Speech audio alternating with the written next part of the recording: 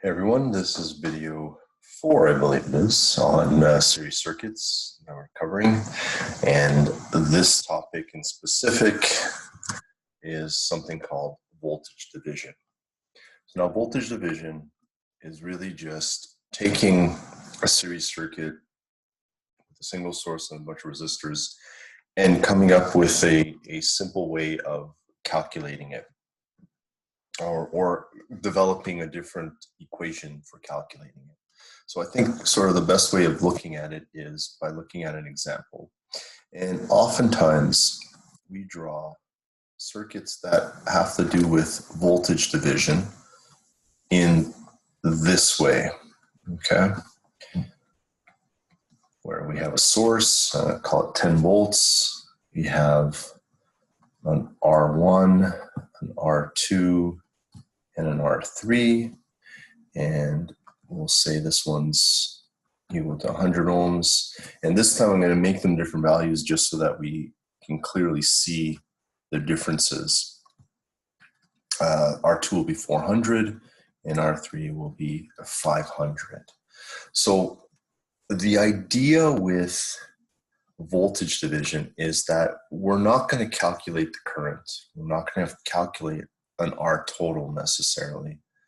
In the end, yes, but we're going to use these concepts to figure out our different voltages. So I'm going to, just for completeness sake, draw in, our current. It's going to be going this way. And just a quick little note about what I've drawn down here, right? They both represent ground. They both represent 0 volts, 0 volts. It's just another way of drawing it. But instead of showing it this way, we normally draw it like, oops, it doesn't line up right. Like this. Okay, it looks terrible, but you get the point.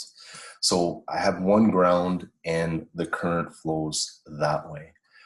But some notation, some engineers, some circuits like to draw it this way, mostly because we can have multiple spots on a breadboard or a circuit board, actually, I shouldn't say breadboard, a circuit board, that all are interconnected, maybe underneath or something as the ground. But they're physically far apart on the circuit. But they're all the 0 volt, they're all our reference point. So it's just another way of showing it. So it's understood that when you have a circuit that looks like this, that the current flows out of the 10 volt source through the resistors and then through the ground to get back over here. Okay, so there's a current passing in this ground from here to there. And there's a wire there, okay? We just don't show it, right? And so because of that, to go back to all our voltage drops across the resistors, which we've seen them a few times now, higher potential, lower potential, higher potential, lower potential, higher potential, lower potential. And I will call this one VR1, VR2, and VR3. Now, let's watch this. We know that V total equals I times R total.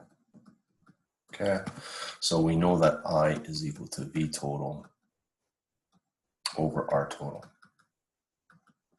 We also know that, for example, VR1 is equal to I times R1. So if we decide to take this and put it in there, we end up with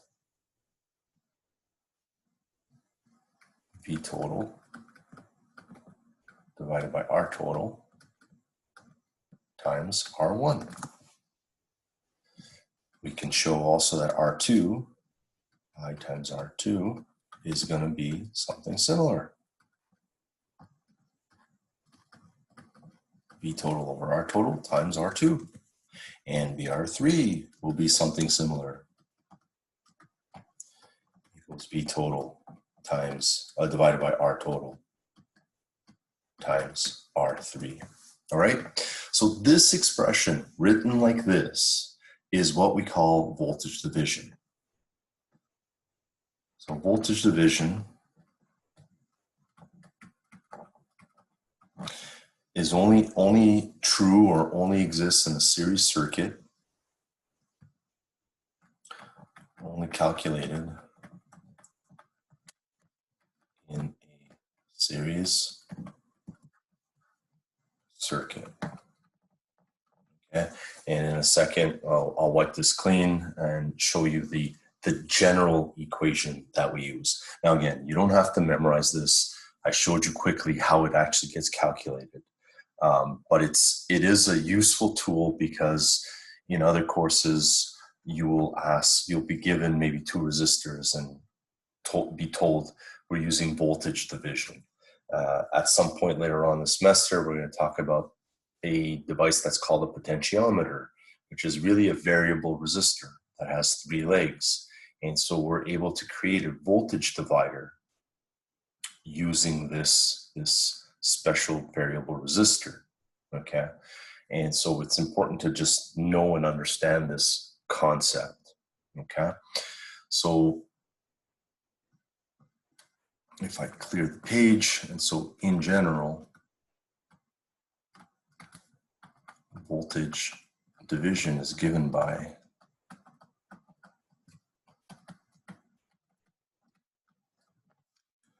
Vx is equal to V total times Rx over R total, where X represents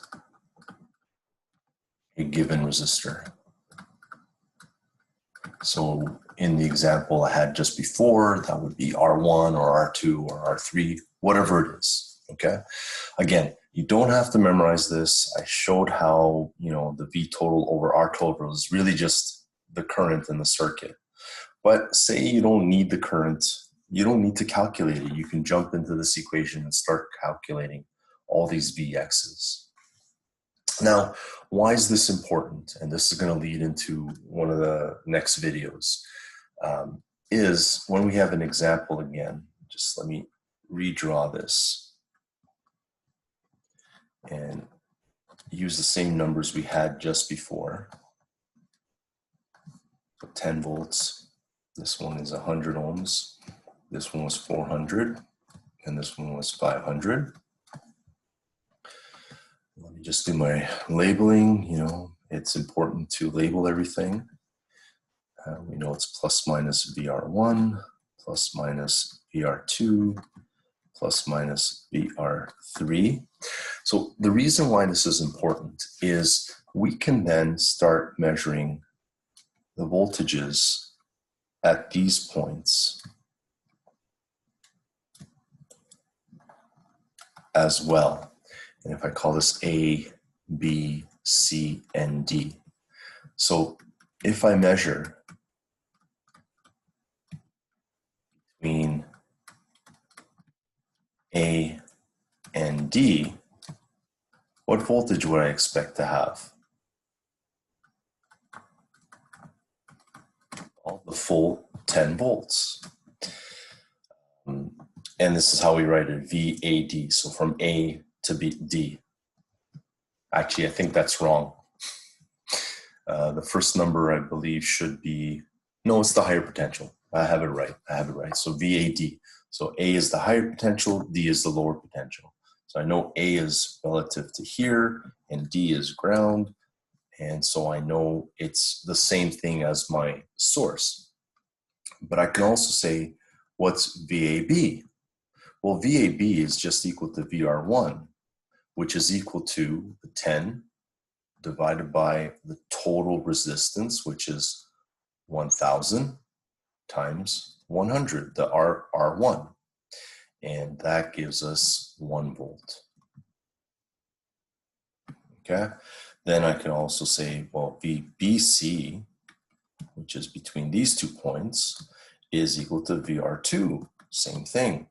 So 10 divided by R total times 400, which gives me 4 volts. And finally, VCD, which is VR3, and that is equal to 10 divided by 1000, the voltage divided by R total times 500 ohms, and that gives me 5 volts. And then what we can do even further beyond that is I can now start measuring voltages relative to ground. And I can measure voltage from D to B even. And so without overthinking it too much, I'm just going to wipe some of this clean so that we can just look at that for a moment. We can start seeing that if I measure between two different points that aren't necessarily just across one resistor, well, then I can look at, as I said, in this example, BD, which is really just VBC plus VCD. So VBC plus this one, which is then just VR2 plus VR3, and which is equal to 4 plus 5 and 9 volts in total. All right.